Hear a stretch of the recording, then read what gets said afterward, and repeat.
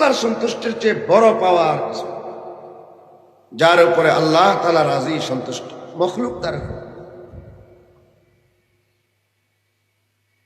তার দুনিয়াও শান্তিপূর্ণ হবে, আখিরাত ইজ্জতপূর্ণ শান্তি, জান্নাত তার অবধারিত। সুতরাং আল্লাহ তাআলার সন্তুষ্টি হাসিল করা একজন ঈমানদার, আল্লাহ এবং আল্লাহর রাসূলের উপর যার বিশ্বাস ও ইয়াকিন আছে, তার কাছে এর চেয়ে বড় পাওয়া আর কিছু নেই, এর চেয়ে বড় পাওয়া আর কিছু। আমরা যে গুনাহ থেকে বাঁচার চেষ্টা করি, কেন? গুনাহ করলে, আল্লাহর নাফরমানি করলে আল্লাহ নারাজ হয়ে যায়। যার উপরে আল্লাহ নারাজ সে ধ্বংস, তার দুনিয়াও শেষ, আখিরাতও শেষ। আমরা যে ইবাদত বন্দেগী করি, নামাজ, রোজা, হজ, যাকাত, কোরআনে কারীমের তিলাওয়াত, দান, সদকা, বাবা মার খেদমত, মখলুকের খেদমত, যত রকমের ইবাদতের উদ্দেশ্য কি? আল্লাহ তাআলাকে সন্তুষ্ট, আল্লাহ তাআলাকে। সুতরাং আল্লাহর সন্তুষ্টি এটা বড় এক বিষয়।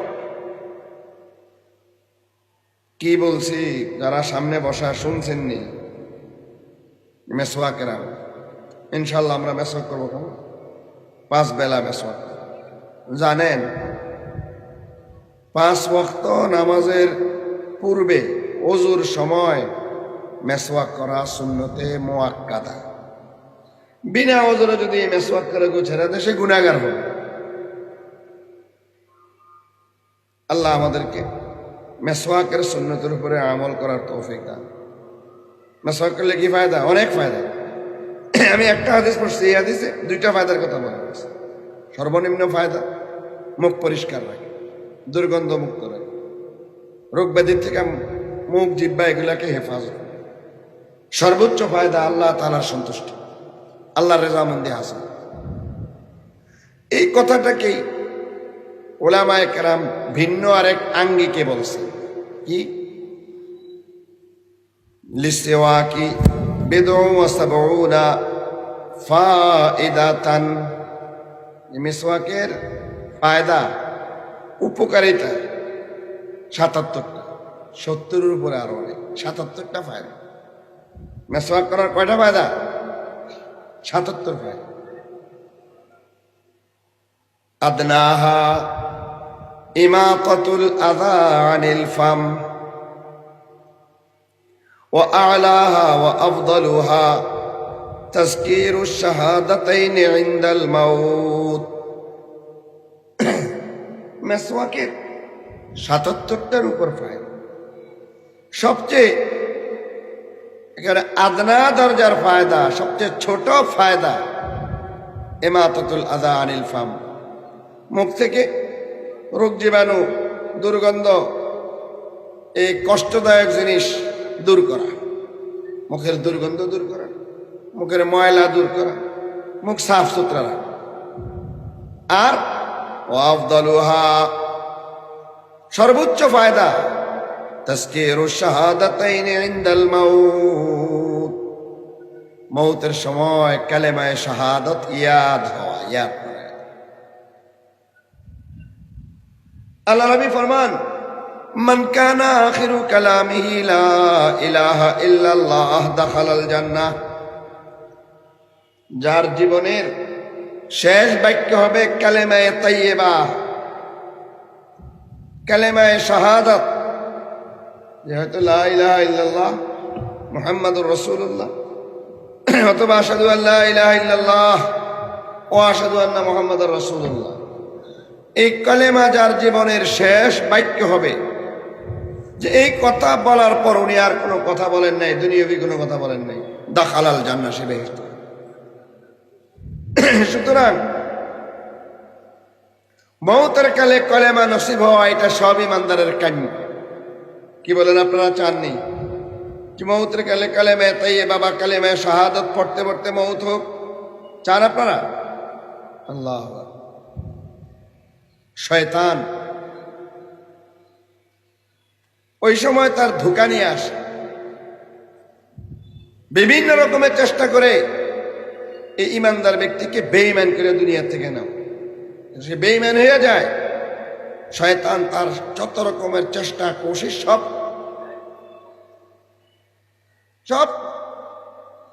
মৃত্যু যন্ত্রণা মৌতের কষ্ট এমন এক অবস্থায় নিয়ে যায় মানুষ নিজের নামও ভুলে যায়। সুতরাং ওই সময় যারা খাঁটি ইমানদার তারাই কালেমা তাইয়্যিবা ইয়াদ রাখতে হবে, আল্লাহর জিকিরের কথা ইয়াদ রাখতে হবে, অনেক ধৈর্য, অনেক সবর ইস্তেকামত। কিন্তু এই ছোট্ট আমল যেটা আমরা অবহেলা করি, মেসওয়াকের আমল, যারা নিয়মিত মেসওয়াক করেন, ওলামায়ে কেরাম বলেন যে মউতের গেলে তার কালেমা তাইয়্যিবা, কালেমা শাহাদাত তার জবান থেকে জারি হয়ে যাবে। আল্লাহ তার কালেমা নসিব। আল্লাহ আমাদেরকে এই কথাগুলি মানার তৌফিক দেন। যারা ওয়াজ শুনতেছেন শুধু এই একটা আমল যদি শিখেন, ইনশাআল্লাহ নাজাতের জন্য। আমি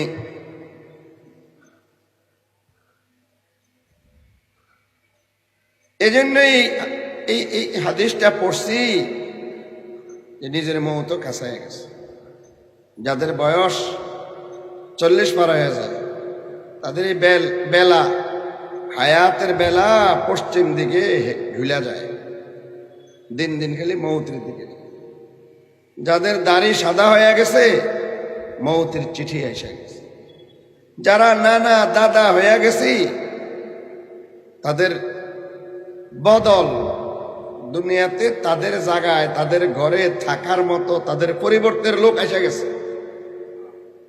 নাতি নাতিন দুনিয়াতে আসার পর কি বলে যে দাদা নানা সিট ছাড়েন, এটা আমার সিট, আপনার স্টেশনে এসে গেছে, আপনার সিট এখন আমি থাকি। সুতরাং আমার মৌত যেন ঈমানের উপরে, এই চিন্তা সবসময় মাথায় রেখে থাকে।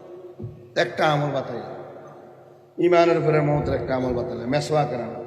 আল্লাহ আমাদেরকে তৌফিক দান করুন। কেমন আর একটা আমল বলি,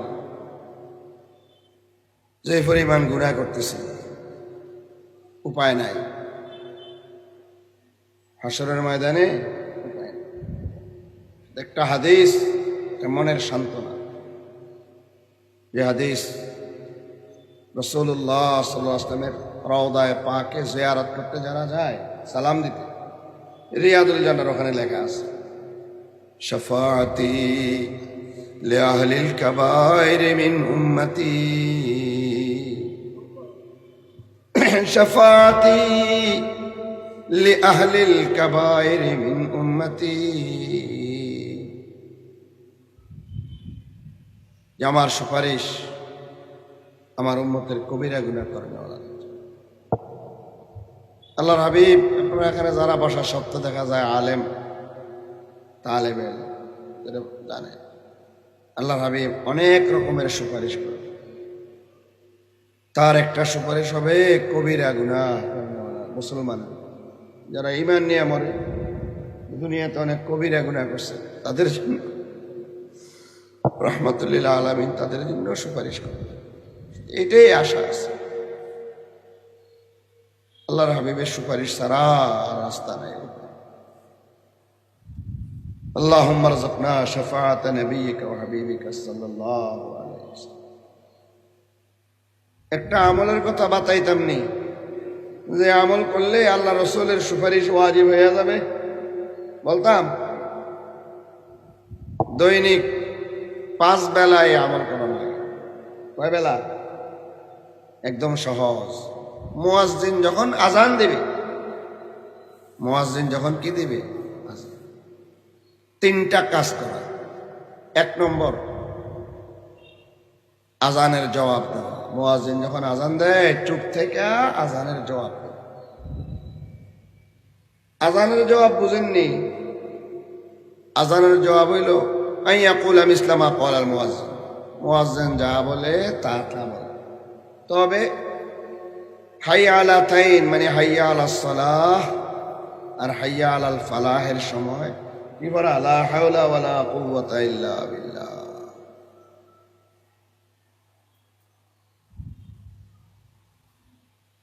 তো যখন আজান হয় আজানের জবাব শুনতেছেন না? আজানের জবাব কেমনে দেয়? মুয়াজ্জিন যা বলে তাই বলে। মুয়াজ্জিন যখন আল্লাহু আকবার বলবে, আমি আল্লাহু আকবার বলবো, এটাই জবাব। আশহাদু আল্লা ইলাহা ইল্লাল্লাহর জবাব এটাই পড়া, আশহাদু আল্লা ইলাহা ইল্লাল্লাহ। আশহাদু আন্না মুহাম্মাদুর রাসূলুল্লাহর জবাব কি? আশহাদু আন্না মুহাম্মাদুর রাসূলুল্লাহ।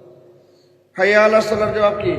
লা হাওলা ওয়ালা কুওয়াতা ইল্লা বিল্লাহিল আলিয়্যিল আযীম। হাইয়া আলাল ফালাহের জবাব আবার আল্লাহু আকবার লা ইলাহা ইল্লাল্লাহ, একই। ফজরের সময় একটা কলেমা বাড়তি আসেনি কি? আসসালাতু খায়রুম মিনান নাওম, এটার জবাব সাদাক্তা বারারতা, সাদাক্তা বারারতা। তো এই আজানের জবাব দেয়। আজানের জবাব দুই রকমে দেওয়া যায়। এক রকম হলো মুয়াজ্জিন এক কলেমা বললো, আপনিও এক কলেমা বললেন, মানে মুয়াজ্জিনের সেক্তায় আপনি জবাব দিয়ে দেন। 2 নম্বর, মুয়াজ্জিন পুরা আজান দিয়া শেষ করলো, এরপরে আপনি একসাথে পুরা জবাব দেন। কয় রকমে দেওয়া যায়? প্রথম শুরুতে তো আপনি চুপ থাকা এক কলেমা জবাব, চুপ থাকুনই লাগবে। আর দ্বিতীয় শুরুতে যখন মুয়াজ্জিন আজান দিব সব বন্ধ, কথাবার্তা সব কি থাকবে? বন্ধ। মনোযোগ দিয়া আজান শুনুন। আজান হইল ঈমান ও ইসলামের দাওয়াত, আল্লাহর পক্ষ থেকে মুনাদি, আল্লাহর মুনাদি দিতেছে। তো এটা মনোযোগ দিয়ে শুনুন। শুনা এরপরে কি দিব? জবাব। ঠিক আছে? তাহলে 1 নম্বর কি? আজানের সময় চুপ থেকে আজানের জবাব। আমি দেখছি যদি মুয়াজ্জিনের সাথে জবাব দিতাম যাই, তো আগে জবাব হয়ে যায়, কারণ উনি না টানায়, অনেক টানে, আমি তো আর টানি না। দেখা যায় মুয়াজ্জিন এখনো কই রইছে, আশহাদু আন্না মুহাম্মাদুর রাসূলুল্লাহ, আমি কিন্তু হাইয়া আলাল ফালার জবাবও দিয়ে আইছি, খেয়াল থাকে না। এই জন্য ভালো হইলো, সুবিধা হইলো আমার লেগে, আপনাদের লেগে দিলে সুবিধা করবে। মুয়াজ্জিনে যখন আজান দিব চুপ থাকবে, এরপরে একত্রে জবাব। বুঝছেন নি কথা? এই একটা আমল, আজানের জবাব। 2 নম্বর, জবাব শেষ করে দুরূদ শরীফ পড়া। কি পড়া? আল্লাহুম্মা সাল্লি আলা সাইয়্যিদিনা ওয়া মাওলানা মুহাম্মদ ওয়া আলা আলিহি ওয়া আসহাবিহি ওয়া বারিক ওয়া সাল্লিম। আজানের জবাব দেওয়া। জবাবের পরে দুরূদ শরীফ পড়ে। তো বলেন দুরূদ শরীফ কোন সময় পড়ে? কথা কয় না, আজানের জবাব দিয়া পড়ে। আজান শুনবো, আজান শেষ হইলে জবাব দিয়া এরপরে দুরূদ শরীফ। আর এরা আগে দিয়ে লইছে। তো বলেন আজানের আগে নিয়ে দুরূদ শরীফ না পরে দুরূদ শরীফ? আজান আরম্ভ করার আগে না আজান শেষ করে জবাব দিয়া তারপরে? আজানের জবাব দেওয়া। কয়টা বলিল? 2টা। কি? 1 নম্বর আজানের জবাব দেওয়া, 2 নম্বর দুরূদ শরীফ পড়ার পর দুরূদ শরীফ, 3 নম্বর নবীজি সাল্লাল্লাহু আলাইহি ওয়াসাল্লামের জন্য ওসিলার দোয়া করা। কিসের দোয়া? দোয়াটা কি? আল্লাহুম্মা রাব্বা হাযিহিদ দাওয়াতিত তাম্মাহ ওয়াস সালাতিল কাইমাহ আতি মুহাম্মাদানিল ওয়াসিলাহ ওয়াল ফাদিলাহ ওয়া বা'সু মাকামান মাহমুদানিল্লাযী ওয়া'আদতাহ। এটা হলো মুখতাসর দোয়া। নাসাই শরীফের রিওয়ায়াতে ইন্নাকা লা তুখলিফুল মিয়াদ আছে। কোন রিওয়ায়াতে ওই ওয়াদ দারাজাতার রাফিআ এটাও আছে, ওয়ারযুকনা শাফাআতাহু ইয়াউমাল কিয়ামা এটাও আছে। তো এগুলি দোয়ার মাসালা হইল মূল দোয়ার উপর সহি অর্থ হইয়া যদি কেউ বাড়ায় অসুবিধা নেই, দুরুস্ত আছে। সুতরাং যার যেমনি ভালো লাগে, সংক্ষিপ্ত সময় কম সংক্ষিপ্তটা বলেন। আপনার মনে চাইছে বাড়াইয়া বলতেন লম্বা সূরা দোয়া। লম্বা সূরা কি? আমি পড়ি কেন? আল্লাহুম্মা রাব্বা হাযিহিদ দাওয়াতিত তাম্মাহ ওয়াস সালাতিল কাইমাহ আতি মুহাম্মাদানিল ওয়াসিলাতা ওয়াল ফাদিলাতা ওয়াদ দারাজাতার রাফিআতা ওয়া বা'সু মাকামান মাহমুদানিল্লাযী ওয়া'আদতাহ ওয়ারযুকনা শাফাআতাহু ইয়াওমাল কিয়ামাহ ইন্নাকা লা তুখলিফুল মিয়াদ। ওয়াদ দারাজাতুর রাফিয়া, এটা হলো ওসিলার তরজমা। এটা কিসের তরজমা? ওসিলার এক তরজমা ফাদিলা। এটা আতি মুহাম্মাদের ওয়াসিলা ওয়াল ফাদিলা, এটা হলো আতফে তাফসিরি। ওয়াসিলা হলো বেহেশতের সর্বোচ্চ মাকাম, যেটা আল্লাহ নবীর ফজিলত। আল ওয়াসিলাত তরজমা আল ফাদিলা, দোনোটার তরজমা ওয়াদ দারাজাতুর রাফিয়া আই ফিল জান্নাহ। ঠিক আছে? আল্লাহ রাসূল ফরমান, যে ব্যক্তি নিয়মিত আমল করবে, কিয়ামত আজান হবে, শুনা চুপ করে শুনবে, আজানের জবাব দিবে 1, এরপর দুরূদ শরীফ পড়বে 2, তারপর আল্লাহুম্মা রাব্বা হাযিহি দাওয়াতি তাম্মা, এই দোয়া পড়বে। হ্যাঁ, তো ওয়াজাবাত লাহু শাফাআত ও ফি রিওয়ায়াতিন হাল্লাত লাহু শাফাআত। ওনার জন্য আমি নবী দোয়া করা ওয়াজিব, সুপারিশ করা ওয়াজিব হয়ে যায়। আমি নবী সুপারিশ করে কি হয়ে যাবে? ওয়াজিব হয়ে যাবে। এই 2টা কথা আজকে বললাম, মনে আসেনি? গিরা দেন, গিরা দিয়ে বাইত নিয়ে বাড়ির যারা আছে মা বোন স্ত্রী এদেরকে শুনাইবেন। এই আমল সবার জন্য। 2টা আমল, একটা হলো মেসওয়াকের আমল। কি লেগে মেসওয়াকের আমল করবো? এটা আল্লাহ সন্তুষ্ট হন, কারণ মেসওয়াকের বড় ফায়দা আল্লাহর সন্তুষ্টি। কালেমে তাইয়্যিবা যেন মউতের সময় নসিব হয়, এই জন্য করব। আর আরেকটা হলো 5 বেলা নারী পুরুষ সবাই আজানের সময় চুপ থেকে আজানের জবাব দিব, এরপরে দুরূদ শরীফ পড়ব, তারপরে আল্লাহুম্মা রাব্বা হাযিহি দাওয়াত, আমার দোয়া করব। আল্লাহর নবীর কথা সত্য, তিনি অবশ্যই আমাদের জন্য কি করবেন? সুপারিশ করবেন।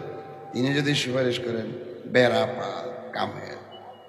আল্লাহ আমাকে, আমার এই ভাইদেরকে, মাইকের আওয়াজ যারা শুনছে, মনোযোগ দিয়ে শুনছে, তাদের সবাইকে এই 2টা আমল করার তৌফিক দান। ওয়া মা আলাইনা। আসসালামু আলাইকুম।